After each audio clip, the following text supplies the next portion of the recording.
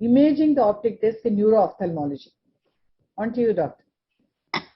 Dr. Chitra, for giving me this opportunity to talk about imaging the optic disc in neuro-ophthalmology. The aim of imaging is to capture repeatable and reproducible data. Color fundus photograph, fundus autofluorescence imaging using fundus camera have been the time-tested techniques. In the recent past, retinal nerve fiber layer thickness analysis has been captured with good repeatability using these three technologies, that is scanning laser ophthalmoscope, scanning laser polarimetry, and optical coherence tomography. The measurements cannot be used interchangeably within the machines or within the technology. Coming to more recent advances, there has been the addition of enhanced depth imaging OCT, swept source OCT, OCT angiography, and fundus autofluorescence with scanning laser ophthalmoscopy. A new concept has come up where multiple technologies, imaging technologies, have been combined to look at the optic nerve head, looking at its various aspects, and that's called multimodal imaging. In our neuro-ophthalmology clinic, the imaging, optic disc imaging is done using, we have the options of Cirrus by Zeiss, Spectralis by Heidelberg, and we have Atlantis by Topcon. It's a swept source OCT machine. It is a high definition OCT machine, gives a wide field imaging. And the Spectralis, it gives the multimodal imaging option as it has OCT and scanning laser ophthalmoscope both in one machine. We can image the optic disc vasculature with the help of dye, that is fluorescein, and use a mydriatic fundus camera to capture the images, or we can use scanning laser ophthalmoscope or a wide field fundus camera, but a dye is required. Recently, we can do the same using OCT angiography. There's no dye required. Now, of all the techniques that I've enumerated before, the OCT has been very useful in neuro-ophthalmic optic disc imaging. The power of this technology is that it's non-invasive and it's a non-contact technology. It gives beautiful cross-sections of the optic disc. We can look at the structure of the optic nerve head. We can study the RNFL health. We can look at the ganglion cell health. The high definition OCT, either using EDI or the spectral domain OCT or the swept source OCT machine, these can give us the different segments of the retina, peripapillary retina, the structure, and we can look deep till the lamina fibrosa right underneath the optic disc. Coming to the clinical use of OCT in neuro-ophthalmology, we all know in optic neuritis, in acute phase of multiple sclerosis optic neuritis, there is exoplasmic flow stasis, which causes optic nerve head swelling, becomes evident as thickened peripapillary retinal nerve fiber layer.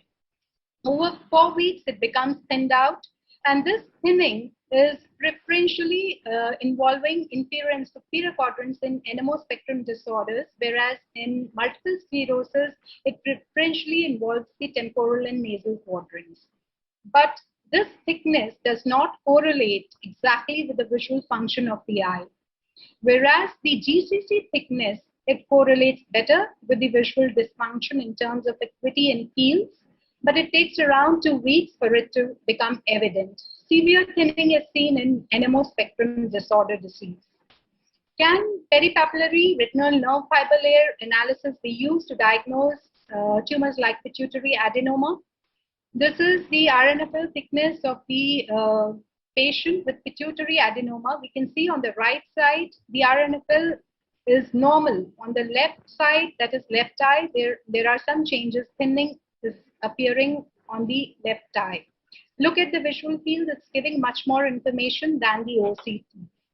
Whereas in the ganglion cell health gives more information than the RNFL. We can see here a hemianopia on perimetry can present as hemimacular atrophy on the GCC thickness map.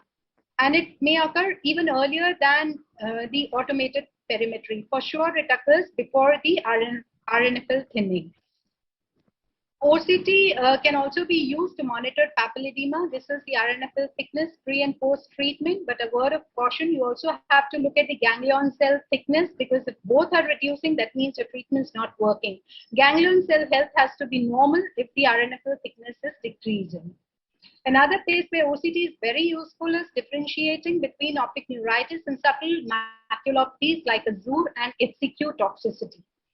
We have Dr. Brodsky with us. So let's look at some of the congenital optic disc anomalies and their OCT characteristics, which have been studied, defined, and have been used as a diagnostic adjunct. This is the OCT image of the optic disc pit, and it's showing, it's a high definition wide field image. It shows the pit and it's showing the static changes at the macula, but there's no SRF. This is a case of optic disc coloboma where the pit was also simultaneously present, and we could capture it with the OCT technology. Here we can see it on the image, fundus image also. What is this? This is not the optic disc. This is choroidal. This is a section through the choroidal coloboma. Let's take it up through the disc, and we see a large excavation here. Why I call it large? Let's look at a normal OCT image. And in comparison, the upper image is showing there's a deep excavation, which is not glaucoma, feels is normal. So this is an aborted disc coloboma. It's a patient with morning glory syndrome. This disc, the OCT features of this disc, the neurosensory detachment can be picked up on OCT. There is a periphery hyperreflective ovoid mask-like lesion, which has been picked up on OCT. This is the neuroglial tissue on the surface. In hypoplastic disc, there's severe RNFL thinning associated with decreased disc area. Coming to the OCT in optic disc drusen's and pseudopapilledema, this is my publication in 2014, where we described the presence of a hyperreflective echo in the subretinal space in patients with pseudopapilledema. 1 minute remaining, ma'am. Sure, thanks. So this is the difference between true papilledema and pseudopapilledema. There is a hyperreflective area in true papilledema, whereas there is a hyperreflective echo in pseudopapilledema. But with the emergence of better, high definition imaging technology in OCT, the drusen has been defined as a hyporeflective area with hyperreflective pronated margins. A consortium was formed to study it. It's given a protocol. It requires STOCT, 97 sections, and presence of autofluorescence to confirm presence or absence of optic nerve head drusen. The forms, which I have repeatedly mentioned in my previous slides, is actually herniating optic nerve fibers. The recent latest in the imaging in optic nerve head drusen is this paper where multimodal imaging using the OCT and scanning laser ophthalmoscope using simultaneously 3 wavelengths of light, that is red, infrared, green, and blue, have been used to study the OCT characteristics of optic nerve head drusen. This is my last slide. OCT angiography can be used to study ischemic optic neuropathy, study in detail the optic disc vasculature, the blood supply to it, but its use is limited because it cannot be used in swollen discs. Thank you. Thanks a lot, Dr. Shekhar. That was again another wonderful talk. I think we should sit and hear it all over again. Can there be a selective GCC loss and or RNFL loss, one or the other, not happening? Yeah, it all depends on the timing. As I said before, that you can have, it takes around 4 weeks for RNFL loss to appear, and it takes 2 for RNFL loss to appear. In ischemic optic neuropathies, the GCC loss is very immediate. It occurs very fast. RNFL, if it is anterior ischemic optic neuropathy, you will obviously have the RNFL thickening also, but the thinning part of RNFL, that takes time. So when we are talking about changes in RNFL and GCC, it is the thinning which has any implication, and it occurs sooner in patients. It's more evident in GCC than in RNFL. I've already shown Yes. my patient with pituitary adenoma, Yes, where the yes. GCC was affected and RNFL was normal. Yes, yes. Murli, you have anything to ask before we go on to our Yeah, the appearance of optic disc drusen, Rupshika. I mean, does it depend on the stage of the drusen? Like only after calcium deposition, the hypo dense Yeah. with hyper dense crenated margins come on. Is that true? I mean, the stage of the optic disc drusen will determine the appearance on OCT. Is that true? Yeah, that's what Murli, the consortium has defined the optic disc drusen as a hyporeflective echo surrounded by a hyperreflected crenated margin.